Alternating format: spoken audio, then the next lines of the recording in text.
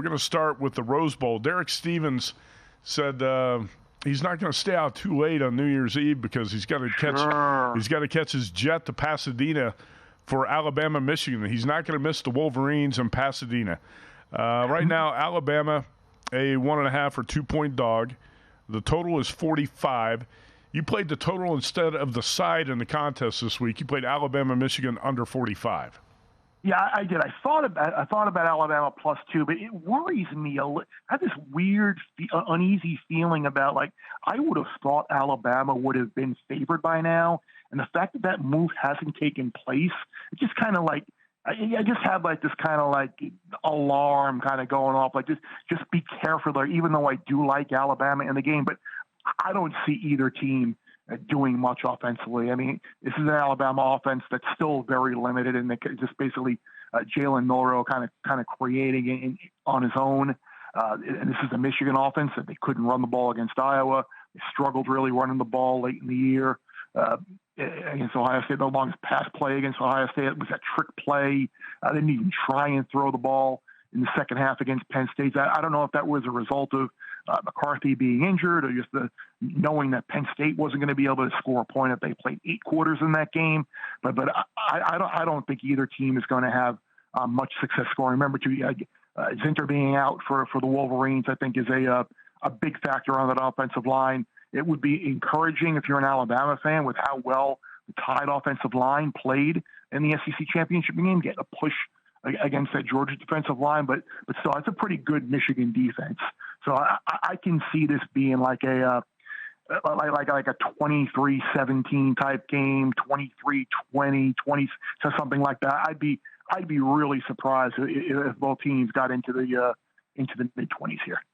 Well, I want to get your thoughts on the Michigan defense because last year, Bear, we talked about how dominant the Michigan defense was, right? And then the Wolverines gave up 400-plus yards to Purdue in the Big Ten championship game, and then had a 51 dropped on them by TCU in the playoffs. So it turned out the defense was a little bit phony. But this year, you look at the Big Ten, you got the top 4 scoring defenses in college football out of the Big Ten. Ohio State's showing tonight that Buckeyes' defense is legit against Missouri. Do you think this Michigan defense is legit, unlike what happened last year when TCU exposed it? I think they are legit, but I think at the same time, the fact that you said the top 4 scoring defenses in the country come from the Big Ten, the first thing that I think of, and again, I'm negative in LA, I'm contrarian. Poor offensive play. Poor offensive play, exactly. And if you look at those offenses in the Big Ten, they're atrocious.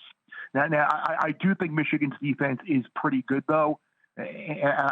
Look, last year that game against TCU was so weird. You had a couple of not offensive scores, a couple of broken plays. That was just a weird game. So I'm not going to totally kill them for that performance against TCU because TCU did that pretty much against everybody last year with the exception of Georgia.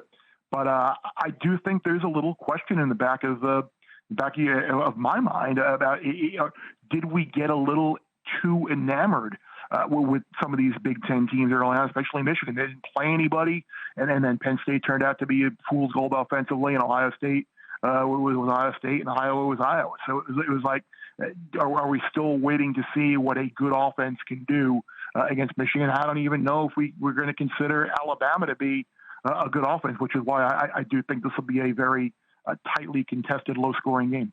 All right, your play under 45 in Alabama, Michigan. And by the way, top 4 scoring defenses in college football, Michigan, Ohio State, Penn State, and Iowa. All right, let's get to Washington. At Circa today, the number dropped to Texas -3. That's a low in the market. It's back to 3.5. It's still at 4 at DraftKings and most books. But, Bear, you took advantage of the good number here and laid the 3 with the Longhorns.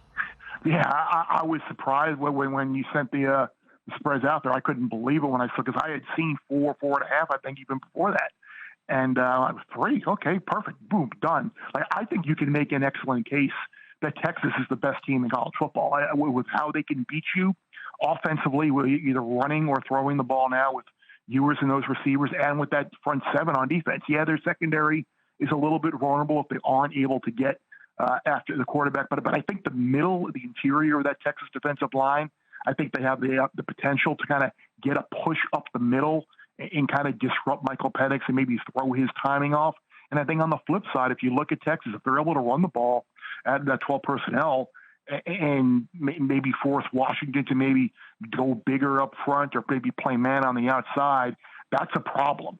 I think there's a little motivation here with Texas too. They lost to Washington last year in the bowl game, and I think there's a little bit of, Texas, they're in the playoff, but they're only in there because Alabama got it won, and you had to put Alabama in, and because Texas beat Alabama, you had to put them in. But they really are. I think they hear that, and I think if you give Sark a month to prepare, we saw how well he was able to scheme and draw things up at Alabama as a coordinator there with a month to prepare for an opponent. I think this is going to be a higher scoring game, but I think Texas comes out and wins this game. I don't want to say fairly convincingly, but I do think they come out there. I don't think this is a fluke type win, late comeback where they win by 4 or something like that. I think Texas wins by at least a touchdown. Visit VSiN.com to get current odds, listen for free, find showtimes, and download VSiN sports betting podcasts.